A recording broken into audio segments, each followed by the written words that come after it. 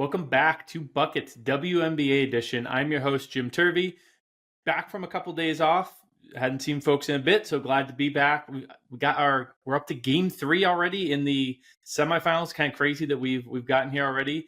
I'm joined by Joe Dellera. We got to talk about the game 3s in round 1. Now we get to talk about the game 3s in round 2. Joe, how was your week been going? How's basketball been treating you? We're coming up on that like the passing of the baton from W to NBA. I know we're both big NBA guys as well. But how are you enjoying basketball these days? It's been good. I mean, we're getting close to I got to make this a Knicks podcast. The Knicks preseason tips off in less than a week at the time of this recording and this drop. But no, the basketball's been really good. It's compelling. It's nice that the games are, back to back. I wish they were split. We were talking about this before we recorded. I wish they were staggered a little bit more. Yeah. Just for my viewing. But I don't mind it from a content perspective. It lets us think about it, and then actually have this type of conversation. So I had a lot of things that I wanted to pick your brain on, and we were talking. I was like, what can I listen to? I feel like our show is the one that you need to listen to. So I'm happy that we get the chance to. Yeah. We Dano and I, we talked a couple episodes ago about some of the podcasts we like in the space, but I do think really good work here. And hopefully folks that, even aren't bettors can find some stuff to, just kind of takeaways from these games we talk about in general. Hopefully just kind of sets the vibe for when you're watching these games as a smart basketball fan. That's obviously the goal. Be a smart basketball fan. And if you're a bettor, you can use that to, go down that route. We are sitting at 1-1 in both series. A little bit surprising, maybe not. Fever took game 1. We saw the Aces bounce back in a big way in game 2. Then the inverse, Lynx. Look at that, how Freudian. I'm trying to keep my Liberty in the playoffs when they're long gone. Lynx ran away in the fourth quarter of game 1 and then kind of stumbled down the stretch, and Phoenix got them in overtime. So both series are tied at 1-1 as we head to what is now two home games for the lower seed in each of these series. Our very own Brandon Anderson tried to talk me into some bets. I ended up booking him. I gave him plus 1,000. He wants neither Phoenix nor Indy to win another game this postseason, and the Lynx to win the final. So it's like a little 5-leg parlay. I gave him plus 1,000. I do think that there are games to be won by Phoenix and Indiana when they head home. But we can take a little bit closer look at these series individually, and we'll kind of talk through what we saw in games 1 and games 2. And then we'll talk about, obviously, bets for game 3. So, Joe, before we launch into these series, any other kind of, bantery thoughts, or should we just get to the series? No, I mean, I think that's unlikely. I think you're gonna be collecting on that one. To be honest, he said you better keep track of this. I'm not gonna remember. I said, yeah, I'll text you tomorrow. I'll be collecting when one of my squads wins a home game 3. But we'll see. It is plus 1,000 for a reason, and Brandon is the king of long shots. Even if W is not necessarily his home territory, he is good at sniffing out those spots. But it's funny because it just would be a big change from what we've seen in this postseason. We've seen lots of zigzagging. We've seen lots of upsets. We've seen lots of chaos in general. It would be really funny if he hopped in at this exact moment, that things then stabilized and we got exactly what was expected to happen. So maybe it will be that way. I'll be honest. I feel like I haven't had as honed in of a read on W playoffs as I did on NBA playoffs. I feel like I was really locked in this past season. Was on Pacers, kind of sniffed that out on Lakers. Some of the stuff in the NBA postseason really fit how I was seeing the court. W, I kind of feel like some of it's I'm throwing my hands up there. So I say that before we get to these bets. I think I'm still finding ways to bet this. And with the player props, they've actually been pretty good in the postseason. But sides have been a little bit tricky to predict. I have to admit. So let's go to what will be the first game of the night, because it's in Indiana, the further east of the two games. We got the Aces -4 at Indiana, so home dog there. Total of 162.5. I kind of lumped together my game 1 and 2 takeaways. I think the one thing I want to lead with, and we can kind of go back and forth here if you've got takeaways as well. I think you were talking about this as well, though. I know our group chat was talking about kind of Kelsey Mitchell difference game 1, game 2. Yeah. That's pretty clear. You kind of pivot point from how the Fever were able to win game 1, kind of shock the Aces. massive game from Kelsey Mitchell. Game 2, credit to Becky Hammond and the Aces staff and just the players in general, like executing the game plan. They really, the broadcast was saying it. They're forcing her far more towards kind of like out of bounds sideline. They weren't really letting her get to her spots. A little more physical, and she just had not as good of a shooting night. Yeah. I find it tough to see Indiana winning another game without Kelsey Mitchell having a big game. Aaliyah Boston really is never going to go for like 30. That's not just really her style. And then they've got so many injuries. Maybe it's a big Natasha Howard game. Maybe it's a really good defensive game. But I struggle to see Indiana really taking one of these without Kelsey Mitchell. But what jumped out to you in the first 2 games, and how are you kind of looking ahead as well? Yeah, the Mitchell stuff was a little frustrating. I was on her points and assists in game 2. She got the assists, but the points didn't really come. And like, it wasn't for lack of volume. I do tend to agree with you that I think that they did a better job of limiting some of her looks. Because in game 1, I mean, she was just coming off of like very simple actions and it was wide open. So they obviously they closed that gap to a degree, but they still gave her a lot of really open looks that she just didn't hit. Like there were a number of 3-point shots that she had and like 3-point opportunities where the ball it was just like completely missed. And I think that she's too good of a shooter, too good of a player to get that, kind of in her head. I think that we can expect a bounce back to a degree, but we at the same time we're probably not. I don't know. Like, are we gonna get Lexi Hull making like 5 again? Like that was awesome. Yeah. But especially given some of the context, so I was a little surprised about that. And then honestly, like we were texting before the game, I was like, Melissa Smith, I don't know, she looked bad in game 1, and then was awesome in game 2. So I don't know. What are your thoughts on like how Melissa like that was really a surprising change, I think, to me, because she was like so bad in game 1. I was like, is she about to get Steven Adams? And then obviously dramatically different situation in game 2. Yeah, you just hit me with like the D Wade. You're now doing this as I come into LeBron dunk round, because that was my other observation was how important that was, because not just that it was 18 points from Melissa Smith. I mean, that's obviously important, but that also just frees up space for Asia. It makes it way harder to double her. It makes it harder to like kind of crash out at her with multiple hands as she's shooting. If Melissa's there and can like kind of follow and put back, it's just a lot more space for Asia. Asia had a really bad game 1. I think 6 for 22 was the numbers. Yeah. Much more efficient in game. Sorry, that was in game 1. In game 2, she was much more efficient. And that was obviously part of why, you take a great Kelsey Mitchell game, a terrible Asia game in game 1, obviously Fever 1, you just flip it. It was a not very good Kelsey Mitchell game, a very good Asia game. You don't want to oversimplify it, but I do kind of think that you can kind of look at the star players here. If you're doing the same game parlay, put it with a money line or something. I think those two will kind of dictate the way things go. But I mean, you mentioned Lexi Hull in passing. That the Aces were really fine. They were just letting her be entirely open. She's 5 for 11 from deep. It's not even like the strategy worked all that well, but we've seen that before in the playoffs where there's almost like players are reticent to take like 40 shots. They're like, I can't. If you give me every look, like eventually I'm gonna do stuff. And she was 0 for 5 on 2s. I think she got a little bit like, I can't just keep shooting this 3 over and over. I kind of want to see her shoot. If you are open, just it throws an offense out of the rhythm, but that's a great shooting. 5 of 11 from 3 is an incredible offense. If you can have that come down the court every time, do you think that they roll that back for game 3? I mean, they won game 2 kind of, and Indiana didn't look good on offense, but also 5 for 11 is kind of scary.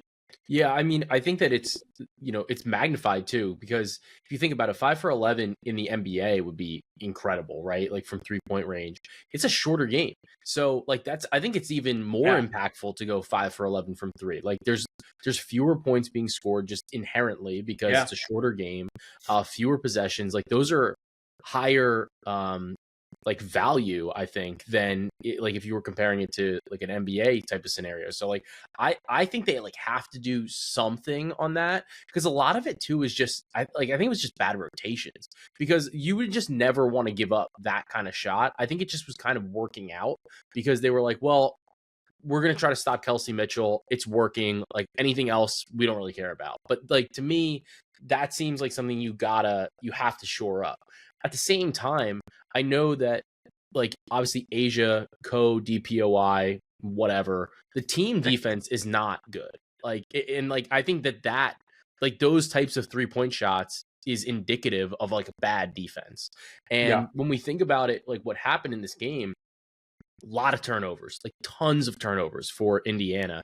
And then I know some of the commentary, like if you looked at social media, there was like, well, like the fouls or whatever. Like, and you know, our thought with obviously Asia and the Whistle of Aces, like they God. get a great whistle. Yeah, whistle from God.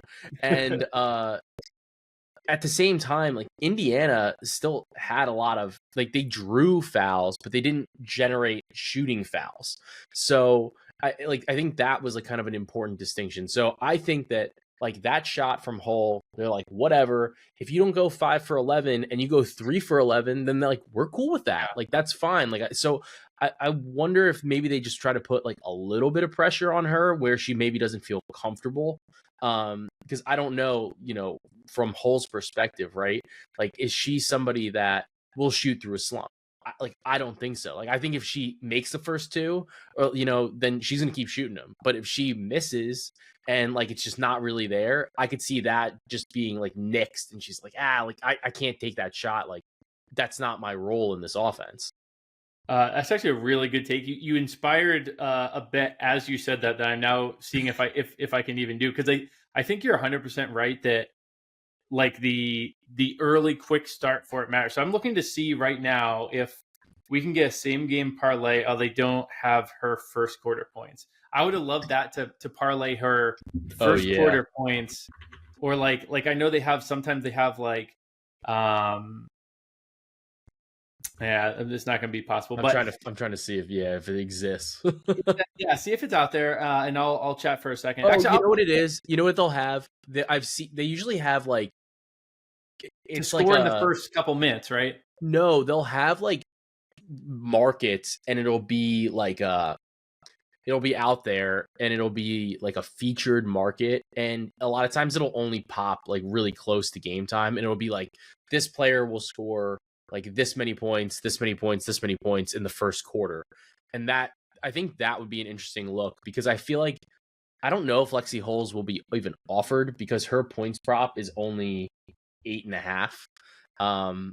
So I don't know if that would be even offered, but it's definitely something that I would look at. I mean, honestly, her points prop is bizarre like almost in and of itself. Like last game, she took 11 of her 16 shots came from 3-point range, and we're getting an 8.5 for her points prop, and at plus money, and a plus money 1.5 on the threes. Like, to me, I think that, like, I know that prior to that, like she had gone, I guess it was like 7 games in a row with either one or fewer threes made, that is. But I still don't mind like just going for the all out type of look and saying like, look, I think she's gonna make threes. Like it's gonna be threes or nothing. Yeah, I do think that like, so I'll use this transition to bets, one of the best bets, because I do have Lexi Hull 2+ threes at plus 160 as a best bet. Yeah, we've talked about this a lot. I think they, at least because they had success overall slowing down Indiana's offense, even with her shooting, I think that will be a shot they are okay giving up. I also found in the meantime another really interesting bet. I didn't have this on the sheet. I'm gonna bet it now and post it in the app when the show's done. But Lexi Hull, they have these FanDuel has like to score in the first 3 minutes, but then they have score 3+ points in the first 3 minutes. Lexi Hull, if she's scoring, it's like that's what I was looking for. Likely a 3. So for her to score in the first 3 minutes is like a decent enough number. It's plus 210. But her to score 3+ points in the first 3 minutes, plus 540. I love that. I knew you would love that. I absolutely don't smash it too hard. We need to give the people what they want. I've got sitting right here. I'm gonna bet it in a minute. I think that's pretty fun. So absolutely playing that. That is an awesome bet. So we'll say, you know, kind of like you said, the counter to this play is that she's made one in every other game of the postseason. She hasn't been taking a ton of shots because she is a lower usage player. But if we look at her season as a whole, when she gets to 30 minutes this season, she's hit 2 or more threes in 11 of 18 games. So that's obviously well above. That should be a minus number then, not a plus number. And even when you go 25 plus minutes, she's 14 of 26, still over 50%. So she's a little dinged up. She's been on the injury report, but didn't really seem to impact either her makes or her takes last game. So I think there's a couple fun ways to play Hull. We'll do that 2+3s at plus 160, and then the 3+ points in the first 5 minutes at the plus 540 as well. What's up? Last game, you know who made the fucking first basket? Oh man, do we just do the full? Are we talking ourselves into the full Hull escalator here? Yeah, I think we are, because she took the first. She actually took the first. She made the first shot. It was a 3-point shot. 16 seconds in, and then the next possession she took the next shot as well. So I think I think it just has to be done. Method of first basket, Lexi Hull 3 plus 4,000. I think that it's worth. I think it's worth a shot. I think it's 100% worth it. Just a little bit of a sprinkle. That's fun. Yeah. So we have an incidental Lexi Hull ladder here that was not maybe what we originally thought, but I think you're kind of right to play. You know, I know my best bet here is not high rung of the ladder, but I think you're right that it's kind of like started off quick, and if she starts off quick, it actually could be that the aces adjust and suddenly she's not getting that. So yes, yeah. There's multiple ways to cut this, but I think there's some fun bets in there. Hopefully the people agree. I've got one other prop, but you've got a prop as well. We were chatting about this the other day. This was a nice find from you. You want to talk to me about the prop that you have for this game? Yeah, so I'm kind of going the other way with a 3-point prop, and I like Asia under a half of 3. Now, anytime that you bet anything that's under a half, it has the potential to be dead instantly. It has the potential to be the most gut-wrenching loss of your entire week. Like, it is an absolute nightmare of a bet. So, this is the type of bet actually where if for some reason you're busy and you can't watch the game, it's like the ideal scenario. Just let me know if I won. Yeah, just let me know if I won. So I really like this play. I gave it out at, and I had logged in the action app earlier, but I gave it out at plus 170.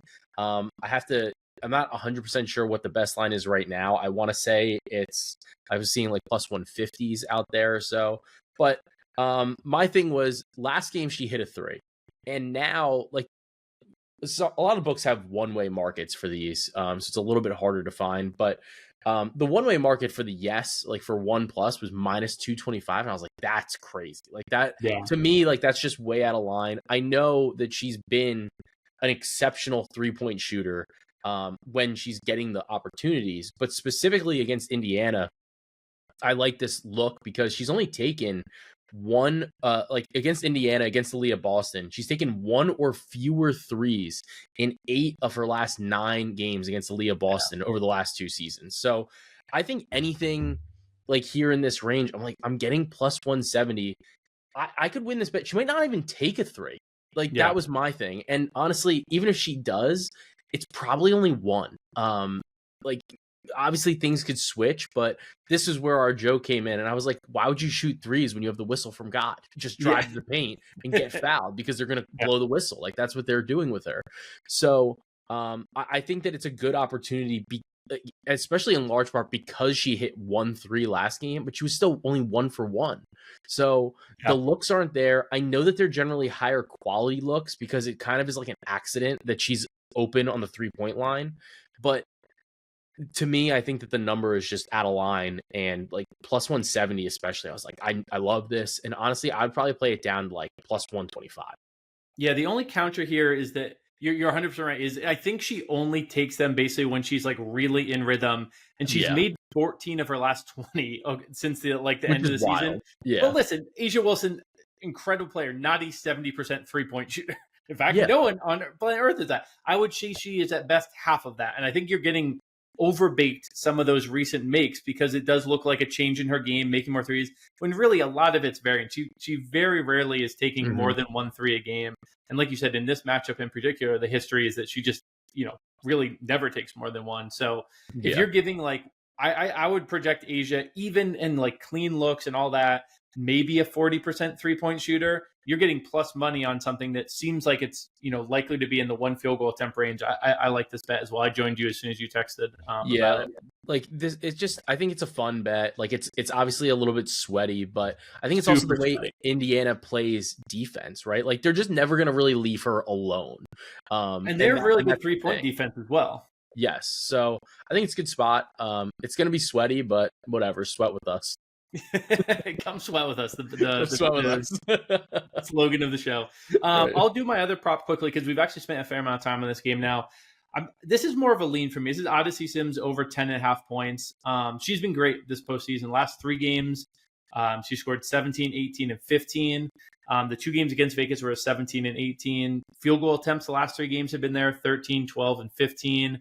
And she shoots better at home. A lot. We see a lot of players shoot like her, of her tier of players shoot better at home, especially from 3. So she's 43% from the field, 39% from 3 at home, compared to 40% from the field and 26% from 3 on the road. So much better 3-point shooter.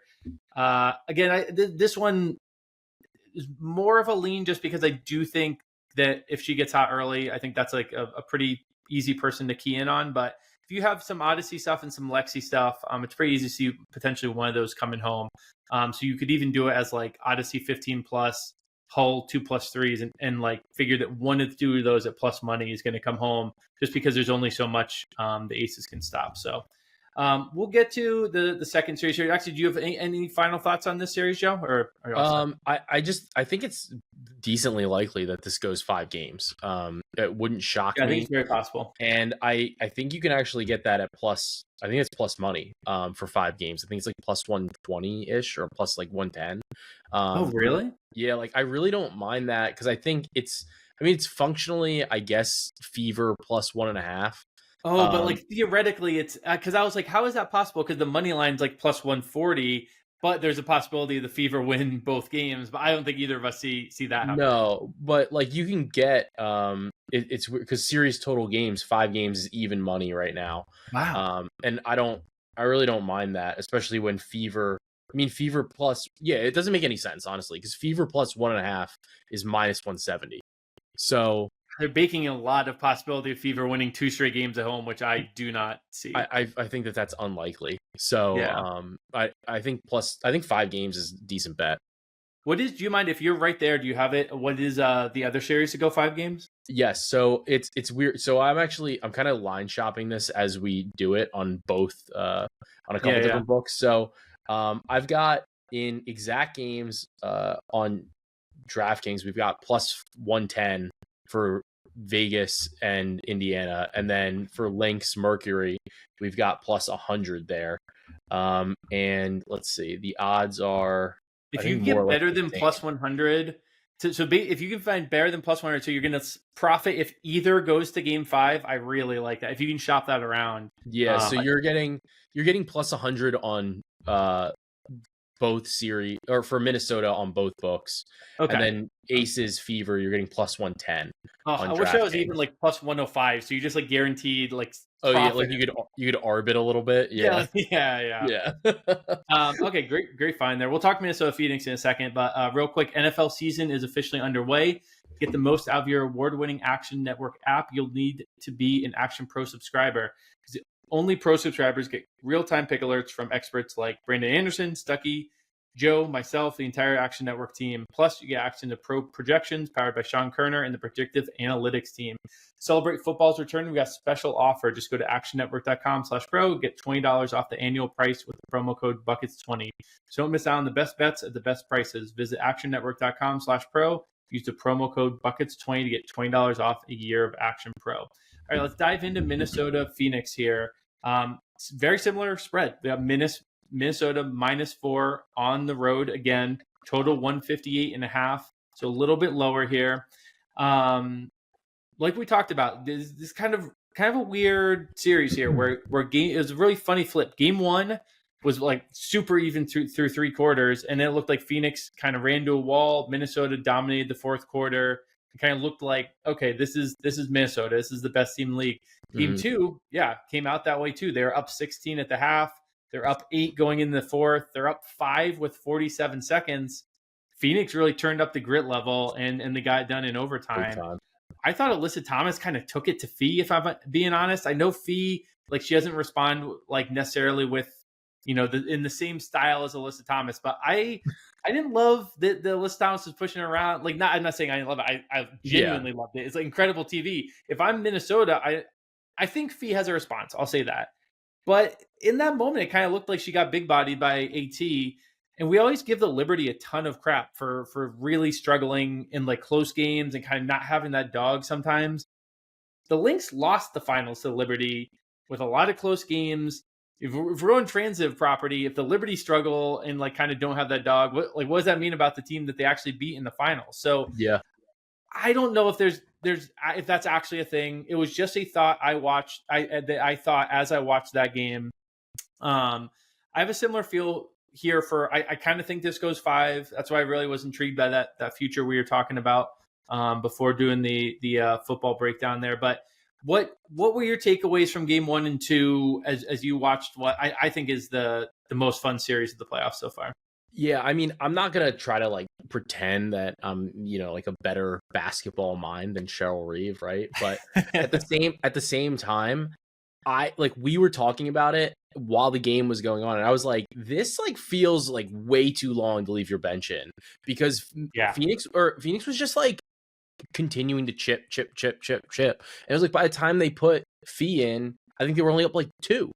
So I was like, what? It kind of is one of those. I'm like, what are you doing? Like, why are we doing this right now? And I felt like all the momentum just totally swung, because in the second half, Minnesota scored 14 and 17 in the third quarter and the fourth quarter, and then they only scored 4 points in overtime. So they really just like, it almost felt like they thought they had the game in the bag and then just could never turn it back on. And it's always a concern in these games where like the comebacks just are more prevalent now. I don't know what it is. Like, I think it's just an improvement, especially from the 3-point shot. And there's a little bit more of a lean into that when your team is down. But it's been fascinating to kind of watch. And Minnesota didn't they just didn't close. Like, basically, if they just put their foot down, this series is over. Like, we're not even thinking about any situation where Phoenix is going to win 3 in a row. Now, you're in a dogfight and you lost home court in a 5-game series. So I think it's very, very important. And then, like, honestly, like, Fee got a great look to end the game, or to end regulation. And it was like, that was kind of one where you're like, man, that one's gotta go. It's gotta go. Yeah. And she had 20 points at like when she got pulled in the third quarter, finished with 24. Like, that's not good enough. Yeah, 100% agreed. Yeah, I know you were watching that closely. I think you had a Fee over points, but it was notable even if you weren't locked in on that, because it was like, Fee, this is kind of, we've seen Asia take over games when it's close. We saw Stewie do it even in a losing effort. Like, the best of the best, even Alyssa Thomas, who's not known for scorer, she had the buckets late in that game that were the difference. And Fee, she had I think it was 1 bucket in towards the end of regulation, then 1 bucket in overtime. But it wasn't enough. Sometimes she's so efficient and so good, and we see it. To do the NBA thing, we see it. Guys like LeBron who are so efficient sometimes. Jokic, but Jokic knows when to be like, all right, tonight I'm scoring 50, and like, if you want to win a title, sometimes you do have to be like, efficiency be damned. Like, this might not be the best, like, quote unquote, best shot. But it actually is, because the ball in your hands for a bad shot is better than a teammate's hands for a bad shot, because you are the best player on the team. And down the stretch, these tough baskets get really tough. So I think we will get a response here. But the Minnesota struggle close game thing it's on my radar. It's definitely something that has crossed my mind.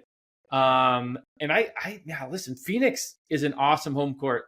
Indiana, they got some problematic ass fans there, but they are a good home court as well. Like, these will be really tough places to go into and win. My best bet here, I'm going to run this back. This is what I did in the first round for the Mercury, is Satu 15 plus and the money line, because I really do think that Phoenix kind of goes as Satu goes. You've seen this postseason. Basically, when she scores and plays well, they win. When she's really bad, and she has been either really good or really bad in these games. Part of that is her style. She's a 3-point shooter. But part of it, she's aggressive. It seems like when the shot's going, she gets more aggressive. She gets to the line. She kind of really does like drive the success of the team. And like in the inverse, she seems to be going better when the team's going well. So that same game parlay, the best numbers plus 260 at Bet365. You also get plus 250 at DraftKings, plus 240 at Caesars. Kind of all in that world. I would play all those. And I've got a lean for a player prop here of Alyssa Thomas under 8.5 rebounds. Played this last game, went head to head with our buddy Danny Barlavi. Got their ass on this one. This time it was right. It was real sweaty. It landed right on 8, but it did go to overtime. So in regulation, she was like pretty clear under this. Even in overtime, this went under. Minnesota's more likely to shoot worse on the road, which maybe means a few more rebounds. But AT actually got fewer rebounds at home than on the road this season. Now that could be a little bit of noise, whatever. But it certainly isn't like she's grabbing tons more rebounds for home games. She's got high floor, so it is scary. Like she gets 6 rebounds every game, and like she's gone under it in all 4 games against Minnesota this season, but that's literally 8, 8, 8, and 5. So it's a little scary. It's more of a lean. It's at plus money, which I do think is nice. So I'll make it a lean, but it's far from a super hammer. We were chatting before we got started here. You had some stuff that had me interested here, Joe. What is your best bet for this game? Yeah, so I feel like I'm trying to carve out what exactly I want. Yeah. So I think this works as like a workshop, right? So obviously I love betting on Fee. I think she's been like my most profitable bet like all season. Like every time I bet on her, I feel good about it. And like we keep getting these like 20 and a half, 21 and a halves and like whatever. Like I think that they're a good price, right? And we're seeing a ton of minutes. We're expecting these games to be close. But the player that has been really interesting, I think, has been Kayla McBride.